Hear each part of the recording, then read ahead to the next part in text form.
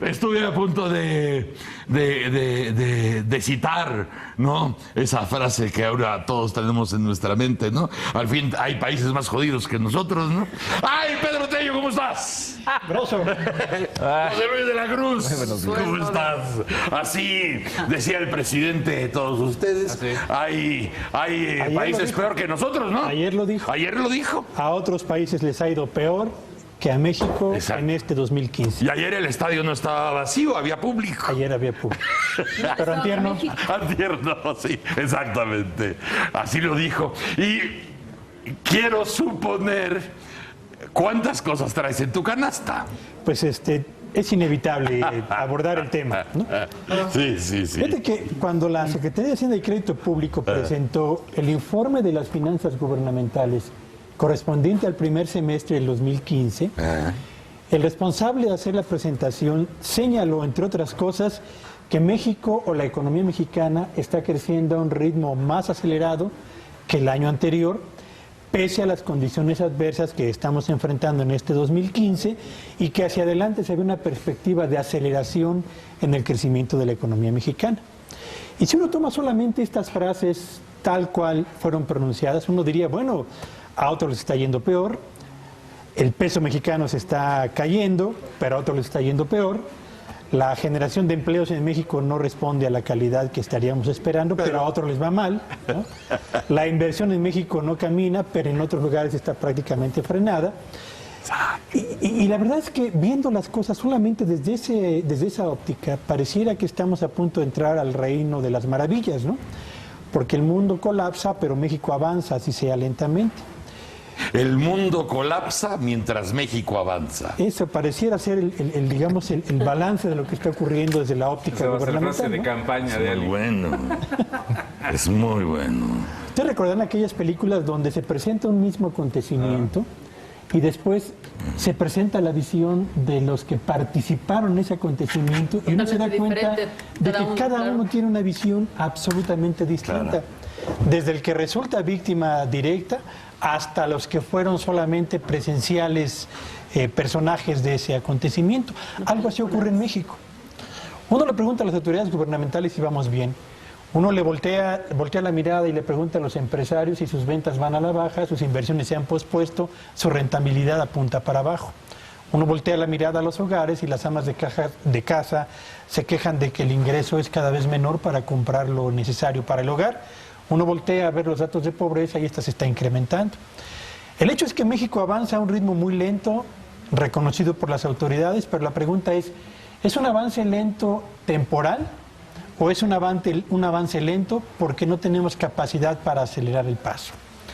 Y yo creo que este es el asunto que tenemos que distinguir en México. México no crece aceleradamente, ni lo hace sostenidamente, porque ha perdido capacidad para avanzar a un ritmo mayor y porque carece de la consistencia de su aparato productivo para sostener un ritmo de avance en la inversión, en el empleo y en la generación de bienestar colectivo, lo suficientemente sólido para atender las aspiraciones de los hogares y los rezagos que hemos acumulado. Así que este diagnóstico de que a otros países les ha ido peor, pues sí, a otros les va peor, pero México, aun cuando avanza, lo hace a un ritmo tan lento como ineficaz para resolver los problemas económicos y sociales acumulados. Más allá de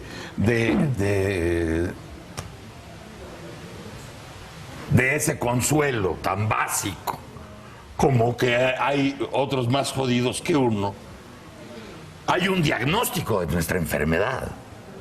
O sea, sí sabemos qué nos pasa. No estamos atacados por una enfermedad desconocida.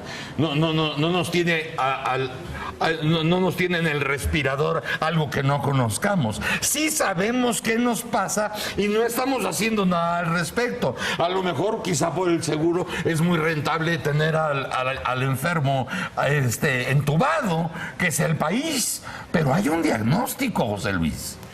Pero no necesariamente el diagnóstico adecuado. Esto recuerda en ocasiones a esta serie, el Dr. House, que los primeros 45 minutos se la pasaba haciendo diagnósticos erróneos hasta que en algún momento llegaba el correcto. O sea, ¿el secretario de Hacienda es el Dr. House? probablemente ya vaya a encontrar el diagnóstico adecuado. Pues ojalá, ¿verdad? Antes de que se acabe la serie, güey. Ya vamos a mitad del sexenio. Ya se va a acabar la serie y no pasa nada. Entonces, ahí hay un problema. ¿Por qué? Si tú observas y uno se quisiera preguntar cuál es el motor de la economía mexicana, el censo económico nos da la foto exacta, el que se publicó la semana anterior, y nos dice, tenemos en México 5.6 millones de establecimientos. Permíteme sobresimplificar, y son empresas. Pero de esas, el 0.2%, es decir, una nada, son las que generan casi el 65% de la producción del país. ¿El 0.2 de 5.6 millones? Genera Nada. el 65% de la producción del país. No mames, no. Sí. De 5.6 millones de empresas, De establecimientos. el 0.2 es el que... Genera el 65% de la producción. Son los datos del INEGI que justamente aquí tenemos. Entonces, ¿Qué es lo que ocurre? ¿qué pasa? México es una economía muy grande, pero que en realidad está en estos pies de barro, en estos soportes de barro, de micronegocios, es decir, aquellas empresas que cuando mucho dan 10 empleos, pero que por su baja capacidad productiva, por el giro de negocios que es de bajo valor agregado, generan mucho empleo, pero no tienen la capacidad de generar riqueza.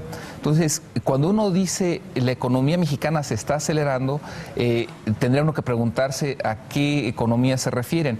Y habría que observar en los planes económicos si realmente existe este diagnóstico diferencial en donde perfectamente se tenga diagnosticado cuál es la realidad de la microempresa, de la pequeña, de la mediana, de la gran empresa, y además por sector.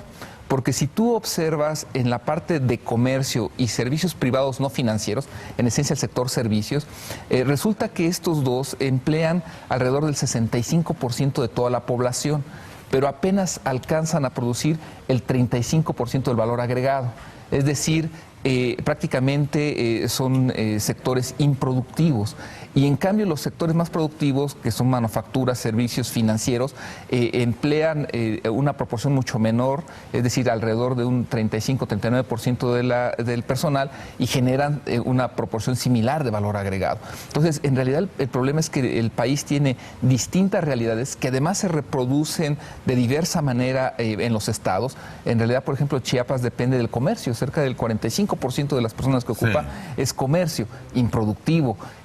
Prácticamente la mitad del comercio al por menor es informal. Entonces, en realidad creo que cuando nosotros observamos el Plan Nacional de Desarrollo, el Plan para democratizar la productividad, cómo esto se llevó al Comité Nacional de Productividad para elegir sectores estratégicos, lo que vemos es que no obedece esa lógica de diagnóstico del sector público mexicano a la lógica productiva, y que en realidad este aceleramiento de crecer el primer año 1%, el segundo 1.8% y este tercero alrededor de un 2%, pues en realidad es un crecimiento inercial que ni siquiera nos da para nuestras capacidades potenciales, pero que tampoco corresponde a un diagnóstico correcto. De nada nos serviría que en vez de 5.6 millones de establecimientos tuviéramos 7 millones, mientras siga siendo el 0.2% el que es el que genera. Por supuesto.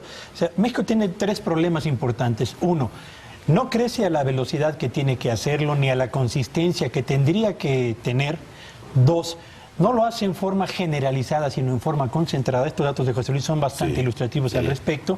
Y tres, y sobre todo, no tenemos un ritmo de avance, un modelo de crecimiento que sea incluyente. Ahí están los datos de pobreza, ahí están los de concentración de José Luis, y ahí están todas las opiniones que se pueden recoger en la calle, lo mismo de amas de casa que de empresarios, acerca de un ambiente para los negocios y para la generación de satisfactores para el hogar, que no apunta con buenas noticias ni para las amas de casa ni para los empresarios de este país. Y bueno, ¿qué decir de los jóvenes que terminan carreras y no encuentran empleos, ¿no? Bueno, pero parece que en esto sí hay un consenso. Todo mundo piensa distinto de lo que nos dicen, va marchando o va avanzando porque hay países más fregados que los nuestros. Los empresarios piensan distinto, las amas de casa piensan distinto, los jóvenes piensan distinto, y qué es lo que finalmente debiéramos, qué es lo que debiera pensar un país sano. El problema es que la política económica no lo hacen los empresarios ni los hogares. La política económica se hace desde el gobierno. Y mientras el gobierno esté desvinculado de su sociedad, hay un problema muy serio de resultados. O sea, de nada te sirve el hígado si te lo acaban de extraer. Efectivamente. Pero a otros les va peor. Otros ya no tienen. A otros les va peor. Sí, mientras a mí me dejen los tompeates, a mí que me quiten el hígado. Gracias, José Luis. Gracias, Pedro. Muchas gracias, señora. Gracias. Muchas gracias, doctor de la Rosa. Oigan, chamacos, mañana completos con todos los órganos que necesitamos tener, estaremos sin...